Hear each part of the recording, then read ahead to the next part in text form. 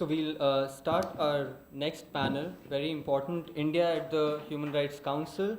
And I will, without any further delay, I would ask Professor Hazarika to just lead the panel. Thank you. Thank you, Anil. In a few moments, CHRI will make a short presentation on India's role at the HRC in the last session. I wanted, before Sarthak is a very eager presenter and very eager to start from the starting point before the person has fired the pistol, you know.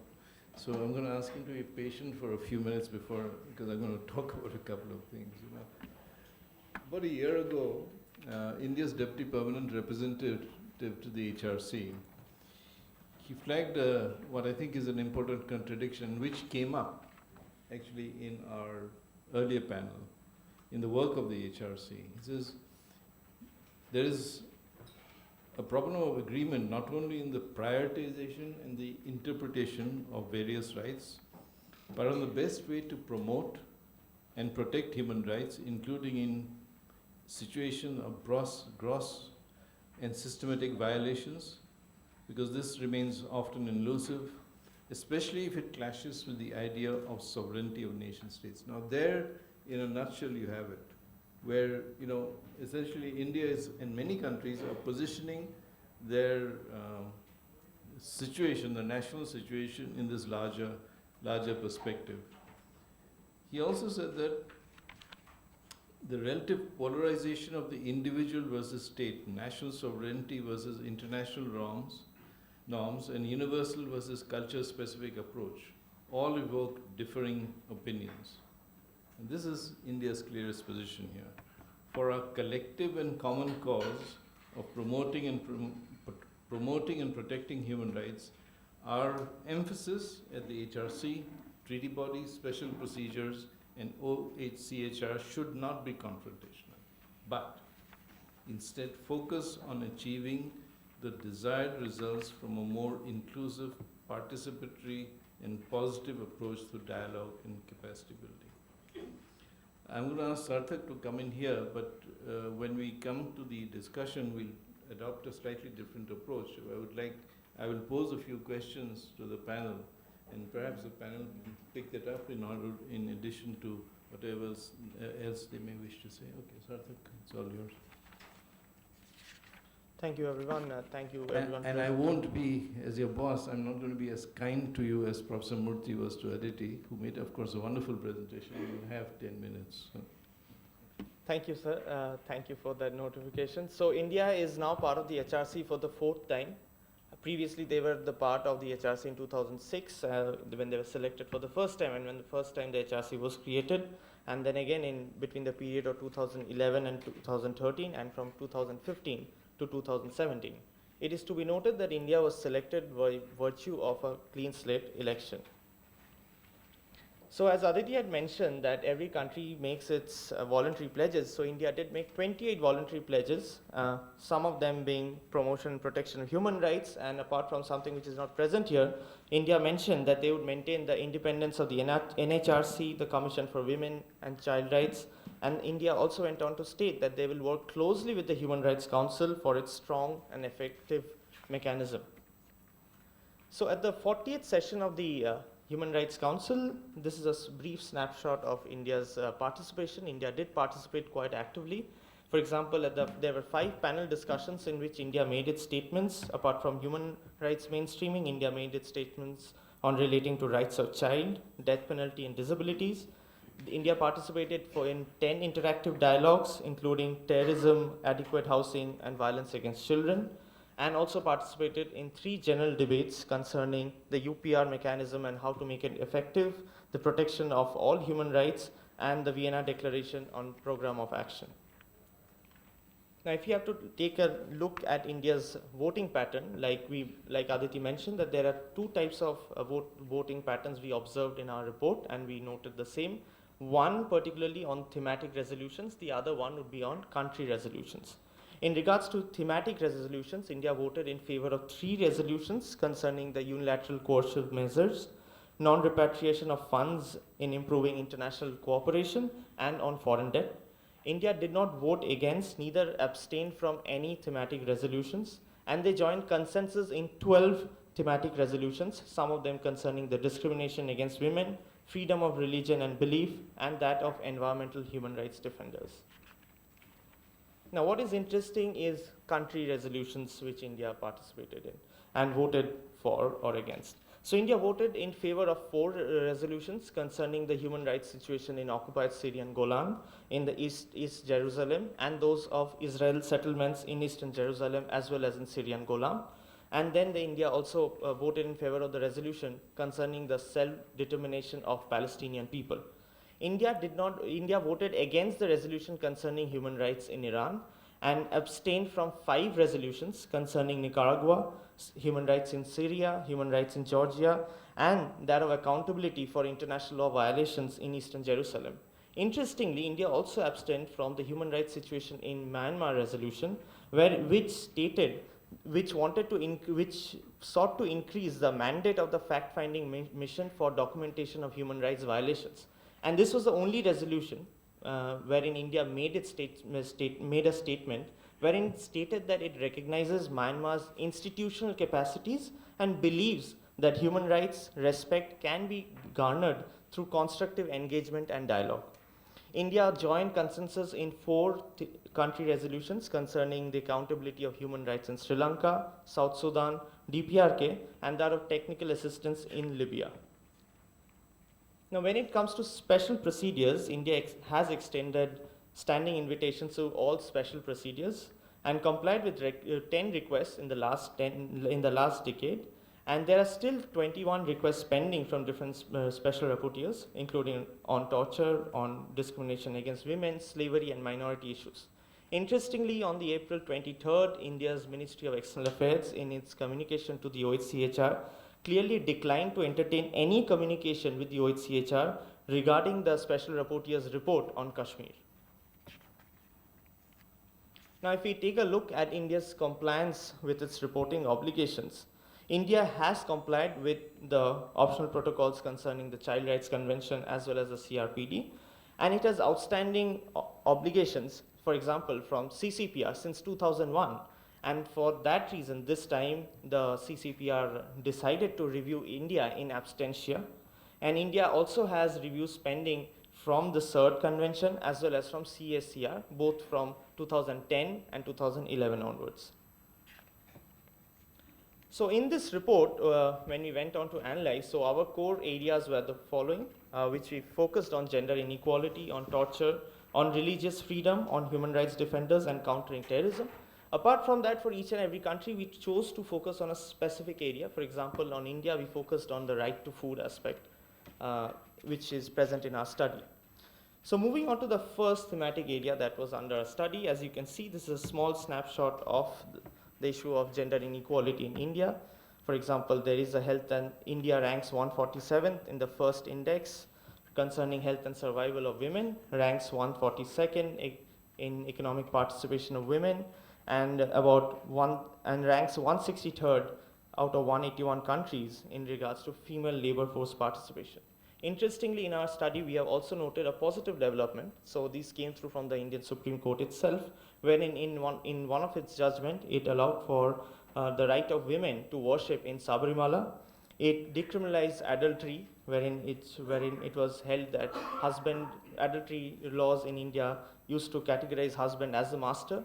And it also decriminalized Section 377 in the landmark Joseph Sign judgment. Moving forward, another area of thematic research was that of torture, wherein, as we have already mentioned, that the Ministry of Home Affairs in its annual report cited the National Human Rights Commission, which dealt with a total of 4,150 cases, which includes 2,275 deaths in judicial custody and 200 cases of deaths in police custody. India joined the consensus, as I had previously mentioned, in the resolution pertaining to religious freedom. However, there has been a growing rise of hatred towards the minorities and sort of many killings which have been observed, some of which has already been tabled in front of you in this presentation. In regards to human rights defenders, last year in September there was this report which had come out from the United Nations Secretary General himself in his annual report, wherein India was categorized amongst 38 shameful nations which has had issues against human rights defenders. And as you can see, between April 2018 and March 2019, NHRC received 92 complaints about human rights defenders. And recently in April, Professor John Reyes, famous development economist, was detained for close to 3 hours along with 2 other human rights defenders for bringing up issues relating to right to food at that said protest. India did join the consensus concerning the increasing the mandate of the Special Rapporteur on countering terrorism at the 40th session of the Human Rights Council. It is to be noted that India is a founding member of the Global Counter-Terrorism Forum, and as you can see, these are some terrorism laws which exist in India. Over here, we need to take note that after the UAPA has been passed, after the UAP was passed in 2017, the Kerala government allocated Mr. Loknath Behra, who was the Kerala State Police Chief, to assess arrests made under UAPA. And it was observed that out of 162 UAPA cases, 42 were unwarranted, according to his report. Moreover, under the PSA legislation in Jammu and Kashmir, it was observed that more than 1,000 detentions between March and August 2017 were made. And India ranks 7th out of 138 countries in terms of global terrorism impact. So to stick by the time, in our findings of the Indian report, some of them were as follows, and something which CHRI is closely working with, that is of India's ratification of the United Nations Convention Against Torture. India did sign the Torture Convention in 1997 and had always reiterated in its voluntary pledges about its proposed plans of ratifying it, something which did not come through yet. So something which we all wish for is to India ratify the United Nations Convention Against Torture, as well as legislate a domestic legislation in regard to the same. It can be observed that India ranks 149th out of 193 countries in terms of women representatives in the parliament, which is one of the lowest in our report that we have brought out. Despite its pledges to cooperate with the special procedures, it still has 21 visit requests and reminders pending. And as you all can see, India ranks 103rd out of 119 countries in terms of the Global Hunger Index. So that was more or less a brief snapshot of India's performance at the Human Rights Council, as well as its work at the domestic level, and if India has been able to live up to its pledges and commitments at the Human Rights Council. Thank you, everyone.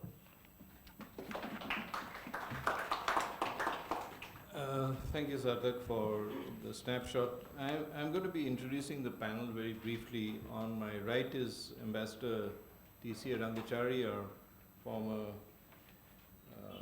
ambassador to Algeria and France, and a very old friend. And That's the order in which you should have done it. My apologies. A very old friend, and we were actually colleagues at Jamia Millia. But he's now moved to higher places. He's at the Vivekananda Foundation. So, that being said, all things being equal, on my left is Paul Divakar, who is one of the most prominent Dalit rights leaders in the country, well known in India and abroad for his advocacy on issues of discrimination, not just related to one area, but on many areas. And we respect his commitment and the opportunity is given to us to be here. Jamini Kumar Srivastav is Deputy Director of Media and Communication at the National Human Rights Commission. We are very happy that the NHRC is represented here. And we also, he is a former journalist. I think he's still a journalist. I don't think we ever give up, do we? I'm still a journalist. And it worked also with the Ministry of INV for some years before joining the NHRC. And of course, we have Professor Murthy, who is Registrar of Jindal and now not just a co-panelist, but a fellow collaborator on the issue of human rights discourse. So what I wanted to do was actually flag a couple of things.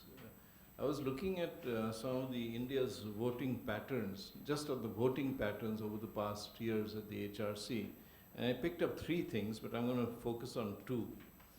For instance, and this is what I would like our panelists to think about, the pattern of voting has been changing. And there is both ambiguity and clarity. I mean, that is like the traditional Indian position on everything, especially on some rights issues. For instance, if you look at the record between 2008 and 2016, the right to peace. For 3 years it abstained. Then 1 year it voted with a consensus to support a resolution. Then the next year it abstained again. But from 2014 it has voted every year in favor of the resolution.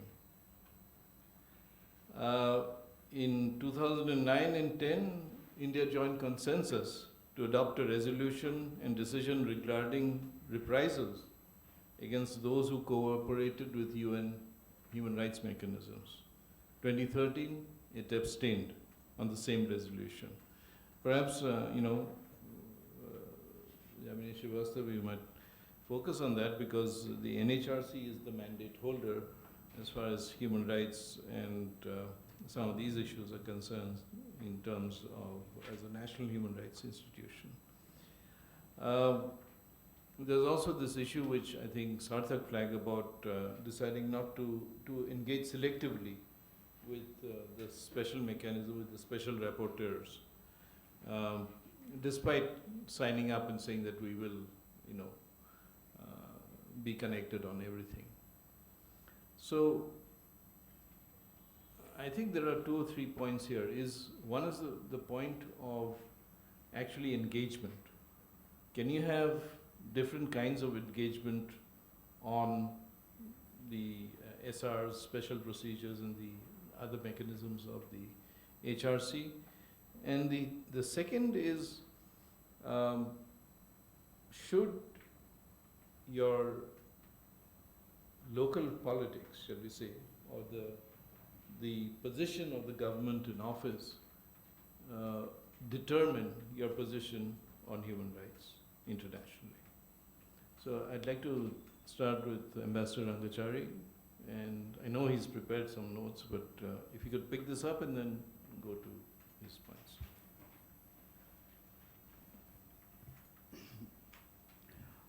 Specifically in regard to the resolutions, the issues that you raised, peace, etc., unless one has looked at the text and unless one knows what exactly the government's position was on a particular resolution at a particular session, it's difficult to say. What I do find from the chronology that you have narrated is that it doesn't seem to have been because of change in government. Because you narrated an instant of 2013, and then you went back to 2006, and we've had different governments between 2006 and 2019. So clearly, this is something which is not something to do with the change of government. It doesn't mean that there have not been other issues, specifically on the question of Palestine, for example, the question of Israeli occupation, etc. Positions have changed with the change in government. So there are issues on which, irrespective of change of government, positions have remained the same, and there have been issues on which, with the change in government, positions have changed. So that's one thing. Of course, one could argue that consistency is not necessarily a virtue, because circumstances keep changing. You might have difference in language and so on. You might have different issues that come up. But the other question that you raised as to whether this should depend upon change in government or the predilections of a government in relation to the domestic situation or domestic environment and so on, I think that is a fairly fundamental point that one needs to look at. Let me say a couple of things on this. First of all, human rights particularly in our case, in the case of India. And let's start from the proposition that situation of human rights in India is not very good. You can put it in whatever shade you want, but let's start with that assumption. But there again, when you start disaggregating the issues, there is at one level a question of me versus you. Then there is a question of you versus somebody else. Then there is a question of me and you versus somebody else. And then there is a question of me, you and him or her vis-a-vis the government. Now, all of this is something which has to be done locally. Some of it is relating to lacuna in legislation. Some of it may even be that there is legislation but unenforceable. And then some of it is purely social. Issues like you and me, for example. How I treat you or how you treat me in our respective homes is no way in which any legislation is going to bring about a change. And if I violate your human rights or you violate my human rights in any way, there is no way in which, unless both of us choose that we need to have the government come and intervene, and I think 99.99% of people in India would not want that to happen, then that is a situation that has to be changed through social reform rather than through legislation, rather than through enforcement techniques, etc. And I think then when you take the international level, it becomes even more remote. Now, one of the instances that was mentioned in the earlier panel becomes relevant in this context. It was mentioned that the Supreme Court is now saying that take international standards, etc. What did the Supreme Court itself do in the case of Kasab? What did it do in the case of Nirbhaya? So when you look at the Indian vote on the death penalty resolution or issue, then is that the resolution at the international level the one that India should subscribe to, or taking into account the specifics of the Indian situation, go by what the Supreme Court might have decided? In fact, this is something in which I was personally involved some 30 plus years ago, when for the first time in the Supreme Court, 1981 I think it was, Supreme Court decided that it's not a cruel and, what is the word, cruel and, sorry? Yeah, cruel, I think something like that. There was some terminology which was used, and he said it is not. And that particular year, Swedish court had decided that, or the Swedish government had decided they would move a resolution at the UN for the abolition of death penalty. And somehow it became a battle between India and Sweden. Ultimately, the Swedish proposal did not go through. So this is not new, this death penalty business. The other thing, since again this has come up, is the standards that you set at the international level. There was made of International Labour Organization, etc. and so on. Does India's economic level permit you the luxury of affording the kind of labour rights that the ILO wants you to, which has been based on, ILO was founded sometime in the 1920s. And the Europeans were struggling through the ILO for decades and decades, and they got very many rights for the workers. Are we in a position to implement those rights? It's desirable, yes. Do you have the means to do it? And if you don't have the means to do it, and you have domestic legislation which will not be as good, but goes somewhere, then should we be teaching our people, our administrators, our students and everybody the Indian laws in the first instance? By all means teach them the international laws. But should we be teaching them first the Indian laws before we get to the international standards? And now, if you look at the recent example in France, this 30-hour week, etc., of course not recent, it goes back to Mitterrand's time. Or if you look at what the German car manufacturers have done, vis-a-vis the trade unions, IG Metall, etc., and so on. You start wondering whether, basically they have broken the trade union movement in Europe. And Europe is where all these ILO resolutions, etc., came. Is that what you want here? So, where and how are the international standards applicable? acceptable, enforceable, desirable, and so on. These are things that at the national level we have to make decisions. I think I should stop there.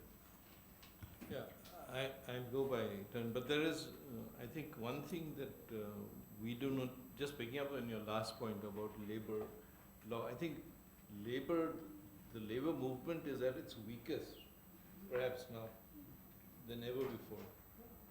I mean, earlier the labor unions were a force, but now they've either been co-opted or they're just so weak that nobody bothers about them. I mean, that's one of the things. But, you know, Paul, you've been dealing in a way with the HRC.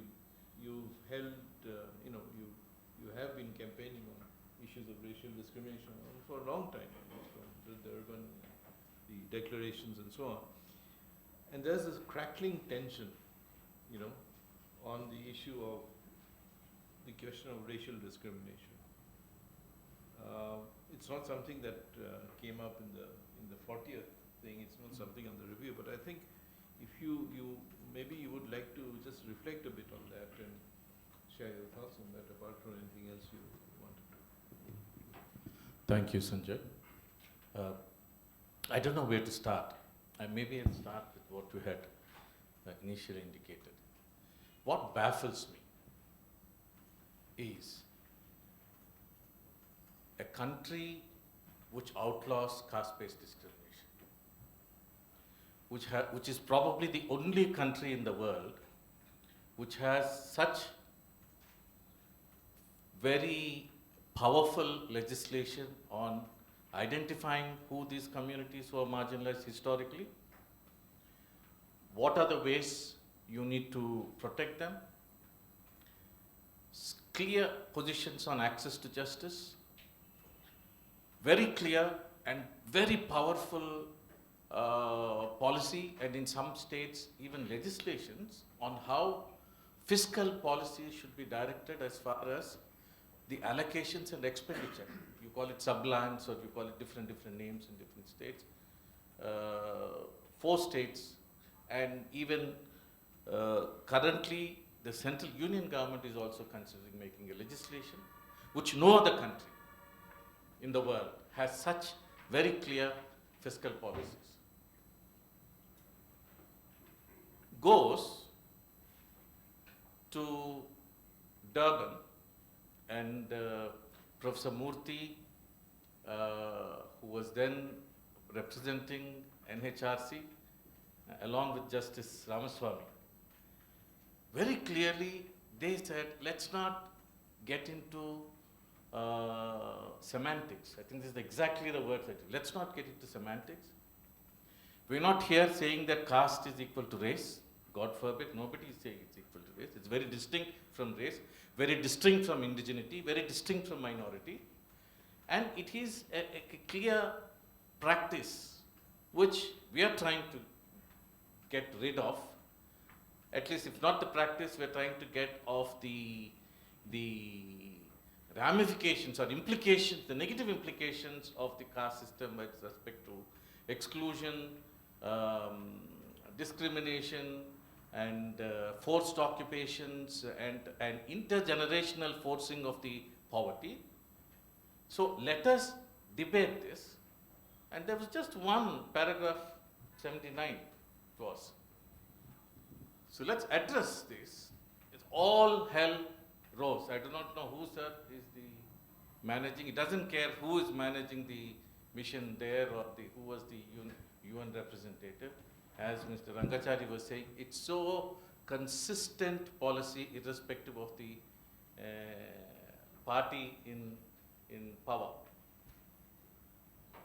So this flip-flop, I'm not able to understand. I'm sure Mr. Muchkund Dubey and others, I mean, I wish we had some debates earlier with even the current Foreign Secretary, Mr. Jaishankar. So he said, anything is possible except the 5-letter word. And this, Sanjay, I'm not able to understand. You be consistent. Let's be consistent. Let's say, like what Ambassador from Fiji was saying, let's call everybody, let's take all the tails out, let's take all the names out, let's take, really have, and no advertisements would say, I want a Nadar girl, I want a Reddy girl, I want a Brahmin girl, a boy. Now, why do we have this? And what we are telling the government is, please, you have to lead, like how some of the Western governments have led, you have to lead a global challenge because it is clear, I wish I had a slide to show. There are at least 26 countries in the world today, and I'm sure there are many more, who have similar, what is called analogous systems to caste. And the UN calls it discrimination based on work and descent. First it was occupation and descent, and when it was discussed in the UN, at that time it was a subcommission, they said occupation, oh, this is also territorial occupation like another Kashmir issue. Then they said, no, it's not that occupation, it is this work and descent. So they changed it to work and descent. Now, what is it that the country, I don't think it's the politicians know it, I think it's primarily the bureaucrats. Why are they misleading the country to have one policy in country?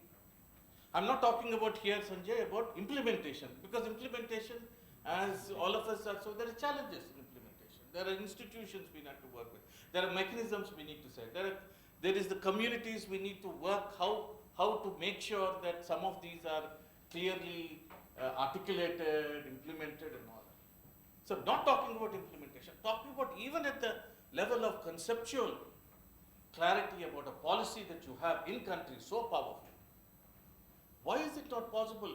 And it's not just 5 lakh, 10 lakh, 1 million, 3 million, it's 260 million globally. In Africa, we just had a conference wherein from Burkina Faso, Somalia, Senegal, Mali, Mauritania, 11 countries, they said similar systems of caste-based discrimination. In Senegal, they call it caste. I wish JP Global University can have some subject on this, because these are things which are unraveled still, because I don't know, each country would like to hide. Nigeria has this, Osu and Oru system. Japan has this, Quilombolas in Brazil. Roma, Gypsy in Europe, you have that. You have those very clearly, Sinti, Roma travelers. Now, there needs to be an architecture, because it's not color, it's not the pigment, and therefore, and it's not indigeneity that is an issue. Here, it's a very clear, particular form of cultural beliefs which affects human rights, enjoyment of human rights, common human rights principles, which you are not willing to begin to have a mechanism for it. Now, this flip-flop is something I think we need to really work with the officials, the politicians, and I hope really seminars like this with academics, we are all riffraff, we are all street dogs, whatever we say it's really not sanctified. Whereas you say, yeah, it's really sanctified. No, I think if you can have a very not a rabid discussion like how we see it in the channel some of these days, but very open. Bring the contesting, I don't say contradicting, but contesting parties together and say, what is it that we get? Are you thinking that this will lead to a South African similar situation where India will be thinking? It's not about India. You have it in Nepal. Nepal as a country is beginning to take a larger focused and beginning to take leadership on this. Bangladesh is coming. But the moment the big brother says, please, our caucus is not going to say one word of this 5-letter word, then everybody keeps quiet. Now, this is a mystery. I would like Professor Y.S.R. Murthy to see how is it. We are not talking Latin and Greek.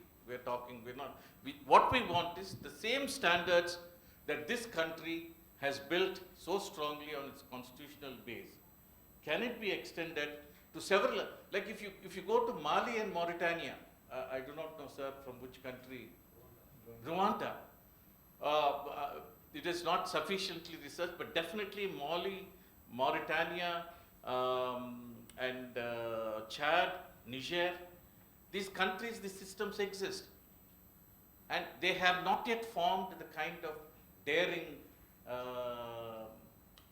mechanisms and policies and frameworks through which it can be addressed. So I think, Sanjay, is there any way, I would say the same thing with Professor Murthy and Justice Ramaswamy made that, let's not get into semantics. It's not bracketing, unbracketing, certain words that we want. What is it that we want? We are not wanting, this is not universalism versus particularity of a thing. We are not saying condemn the culture, no. We are saying certain aspects traditionally in our system, like gender, have based this. How is it that we can put forward? I've just actually taken a printout of how we track the pledges accepted by India, and there are 14 pledges since the whole, the second UPR session has taken.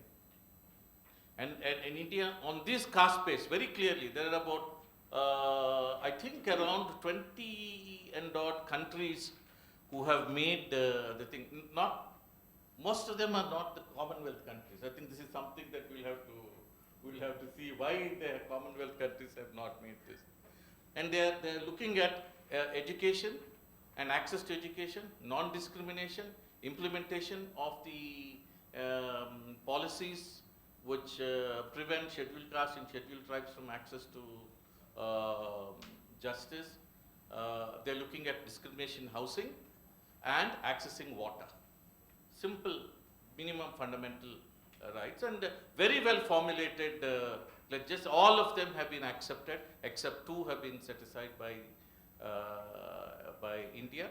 And we're trying to see what are the goals that are supposed to be achieved, what is the action, expected action from the government, what is the indicators that we want to track, and who is the government body that we need to look at, and what is the NGO action. One of them said meeting with the parliamentary committee, and I thought, oh my goodness, this will lead to arrest if you do it here, because this is the kind of thing that is there.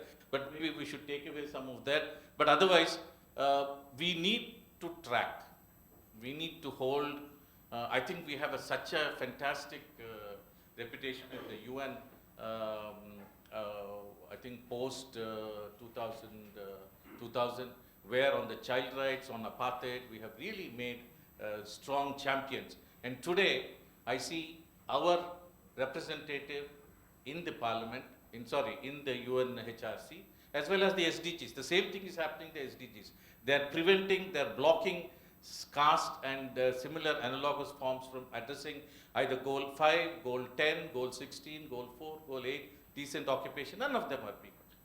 So I see our representatives going from state to state saying that don't encourage these people and the words that they are saying. I do not know whether they see me as a thing, but we always go to the permanent representative before with the material that what we have. So I think this is an excellent position, and reports like this, I have one suggestion to Sanjay and CHRI. Can you also produce some thematic focused briefs on what has been the position? And I think somebody was saying here, what is the way forward for this? Can we bring a kind of a debate and discussion with the policymakers to see, we don't want sanctions in this country. Make it very clear. I'm not for any of these sanctions. But at least policies which talk of why we are so very powerfully going for policies on women and children. What prevents us from looking at non-discrimination? I think this is my submission. I do not know whether in the end answered your question, but I really am energized by seeing an august body to begin to go further on these issues that matter to many of us. Thank you very much.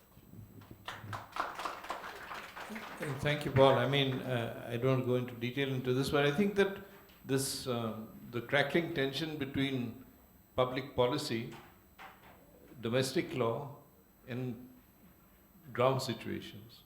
I think this is in what you were saying. I think, Ranga, you'll have to come back to what Paul was saying at some point about how bureaucrats are, he's blaming bureaucrats for part of the problem and saying that they're taking... Yeah. Especially the UN. But there are best practices, as India often points out, these constitutional positions. There are various articles in the constitution which protect and all these and resist, in a way, forms of discrimination, but these problems exist. Germany, maybe you'd like to come in here and talk on some of these points, respond both to, because they did talk about the NHRC's position, and Professor Murthy, you were there in Durban, so it'd be an interesting look back. But I would like to come back to the focus also of the discussion, which is the HRC now, and some of the positions that India has taken there. Thank you very much for making a point of view as far as NHRC is concerned. First of all, let me compliment the CHRI for coming out with such a wonderful report, and more importantly that it is being released here in India for the first time. It's not an easy task to put in perspective various actions domestically and internationally taken by the respective governments, their pledges, and the situation on the ground. There are plus and minuses, there are positive areas, there are grey areas. The first and foremost thing which I notice in this report also is the fact that the image of the country comes out as the one where there are institutions, there is judiciary, there is National Human Rights Commission, there is government, there is a vibrant civil society, there is media, and each one is playing its role. There are instances where the courts have come out against the decision of the governments. There is National Human Rights Commission which has made a vociferous presentation while reviewing the situation of human rights during the course of UPRs, to the extent that the civil society organizations complimented the commission that it is speaking more in the voice of human rights defenders, civil society organizations and NGOs.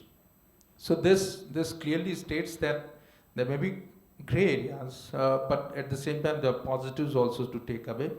And I'm sure the people who are there in the systems of governance would take cognizance of the issues where are the bottlenecks, vis-a-vis causing difference between the pledges made at international level and not being able to implement things on the ground. As Mr. Rangachari pointed out, with a particular reference to the change in the stance of the governments with the change in party in power, it may not. In some cases it is visible, in some cases it is not. But Mr. Hazarika particularly mentioned about the change, the consistency with which after 2014 the government of India has taken position on certain issues needs to be taken into account. Maybe be it SDG, be it some other specific issues, international forum, the India has been proactively taking up its stand. There are issues on which maybe there are domestic constraints, on which, as Mr. Rangachari pointed out, the social, cultural and economic realities differ from what is there in other countries. In many situations, we may not be able to implement those kinds of standard international levels of policy decisions in the country, because we have to also take into consideration the domestic realities. So instead of implementing things with the help of legislation, it is more important that we build awareness, we educate people for reform, for certain introspection, so that there is a change in society which is more sustainable. Because anything which is through with the help of legislation may not stand the test of time compared to what people decide themselves to behave. And I think as an individual, if I see since over last 3-4 decades, there are changes changes in the attitude and perspective of the people, be it discrimination and be it the caste system. There is a conscious change. The generation which is now hardly gives any serious attention to these aspects. Go to colleges, go to schools. That kind of changes happen because persistently our society has been discussing, debating about it, that this is something which needs to be taken care of, and we don't have to put much attention to these things. At the end of the day, what matters is that we are human beings and we must focus on that. As far as India's or NHRC's stated position and the lack of consistency or the consistency thereof, I'm sure Professor Murthy, who had been associated with the Commission for a long duration, would add more to it. Thank you. Thank you, Remini. I mean, I think there would be probably a discussion from the floor on the point about people not paying attention to discrimination. I think it is still a very major factor in the way people treat each other in this country. I mean, every day you see it in the papers. I stopped watching television 6 months. That's why I'm still sane. Unlike all of you who are slightly all touched by the, by the noise of the debates. But I think that we need to come back at some point to the points that Ambassador Rangachari and also Paul made about, you know, whether the role of the collaboration can also be to look at looking at producing thematic briefing papers on some of these issues, so that we don't just have a launch and then, you know, move on to the next launch or the next report, but you have a set of sustained activities that, because what we need to do is educate the media. I mean, there are two journalists sitting here, is educate the media a bit, certainly substantially better on some of these issues. But you have the floor.